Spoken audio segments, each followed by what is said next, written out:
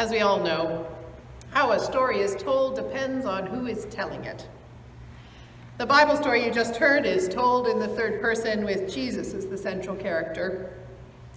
Today I'm going to reimagine that story as it might have been told by the paralyzed or crippled man. His is one of many possible angles I could take on the story. What would it be like if Jesus told the story himself? What would the story be like from the perspective of the person whose house has the roof dismantled to let the paralyzed man down in? What would the paralyzed man's friends have to say? Or what about one of the disciples or someone who was in the crowd that day? All of those could be interesting perspectives to explore. But for today, I'm going to try to invite us to enter more deeply into the story as I imagine it from the perspective of the man who was healed. Hi, my name is Joshua. If you've heard about me, it's probably because Luke tells a tiny bit of my story in his gospel account of the life of Jesus. But I want to tell you the whole story today. I grew up in a little village in Galilee. My life was pretty ordinary until the day when I was 15. I was up on top of my parents' roof trying to repair it when I fell.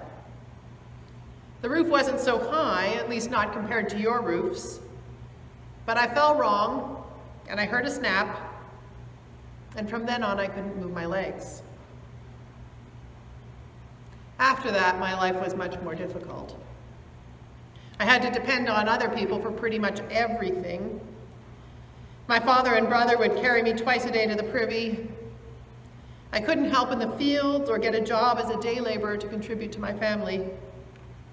All I could do was stuff around the house, weaving baskets, mending tools, or chopping vegetables for the soup pot. I guess I should have considered myself lucky.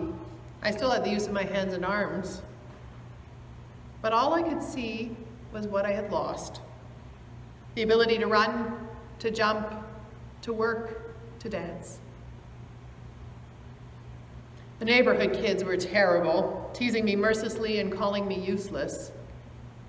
Many days I didn't really want to live anymore. I felt like I was a nobody. I felt like God had abandoned me.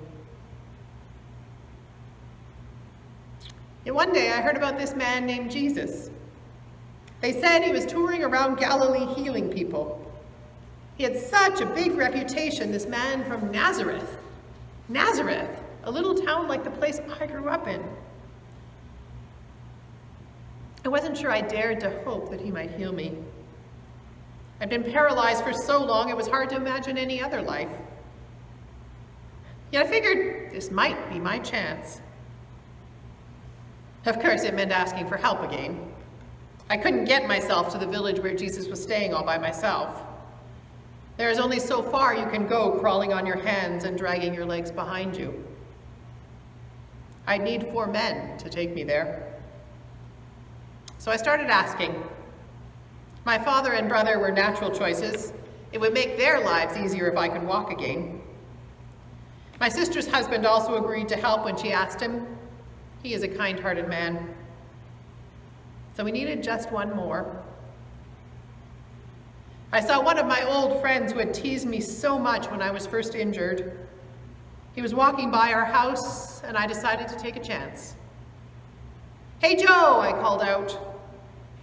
"I need one more person to help me to get a litter to Jesus of Nazareth. I'm hoping he can make me walk again. Will you help?" To my surprise, he said yes. Maybe he felt badly about how he had treated me when we were younger. The reason doesn't really matter, though. Now I had 4 people. Tomorrow we could go in search of this man Jesus. My mom packed us some food and water for the journey. We all got up really early to get a start before the heat of the day. It was a long and grueling journey for all of us. It's not very comfortable being carried in a litter, and it's not very easy to carry someone for miles along dirt roads in the sun either. But eventually we arrived at the house where Jesus was, only to discover it was bursting at the seams and there was no possible way to get inside. I was deflated. We had come all this way and I wasn't even going to meet the healer. But then my friend Joe had an idea. He said, "What if we lower you down from the roof?" The roof? The thought filled me with dread. I hadn't been up on a roof since the day I fell. Yet the thought of going home without even meeting this Jesus, well, that also filled me with dread.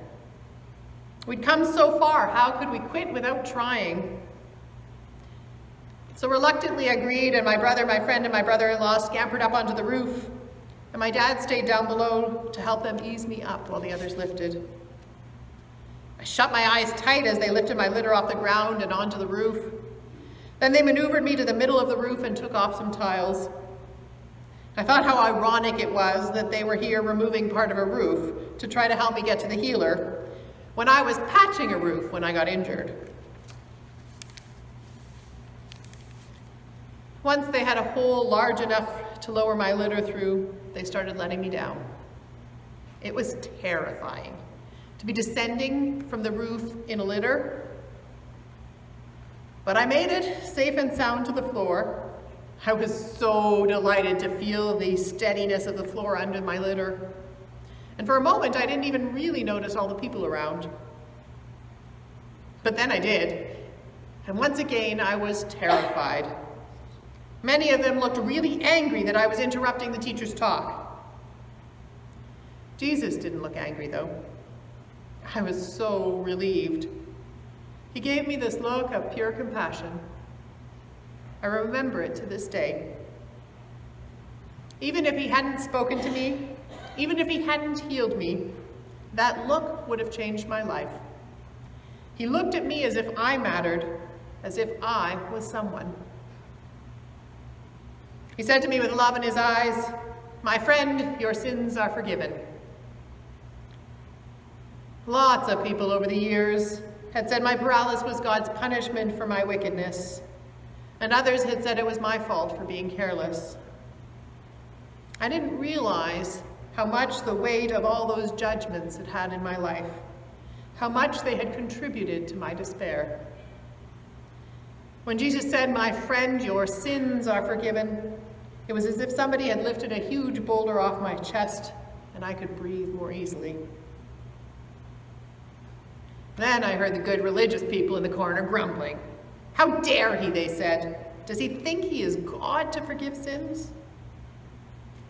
I can tell you that in that moment, I did think that Jesus was God. I said to myself, this is what God's love feels like. Then he did something even more extraordinary. He told me to get up and walk. Me, the paralyzed man, he asked me to walk. And I did. I stood up and I walked. That day changed my life. Obviously, the fact that I could walk again was a big part of that, but it wasn't the only thing that changed me. The love in Jesus' eyes and his words assured me that God loved me too. My sins were forgiven. I was all right with God, even while I was still paralyzed. I hadn't realized how my injury and the way people treated me had damaged my view of myself. Even if I couldn't walk, I was still a whole person, a real person, a person worthy of love. If you've ever felt invisible or worthless or not good enough, then perhaps you understand a little bit of the liberation I felt that day, when I realized that whether I could walk or not, I, Joshua, am a worthwhile human being. When I look back on that day, two other things stand out for me. The first is how important the helpers were. I could not have made it to that village without my family and friends. I would have given up when we got there and could not get in to see Jesus without my family and friends. I never would have had the courage, let alone the means, to get up on that roof without my community. I could not have done this alone. And since that day, I've resolved to do my best to be there for other people when they need someone too. If we help each other out, then we are all a little bit more whole. Finally, I don't think I ever realized how much courage it would take to seek out healing. If I had, I might never have started out. I had to ask my friends and family for help to get there. I had to face my fear of the roof. I had to face my fear of the people in the room. I had to face my fear of change. But I did it, one step at a time with a lot of help along the way. And for that I say from the bottom of my heart, all thanks and praise be to God. Amen.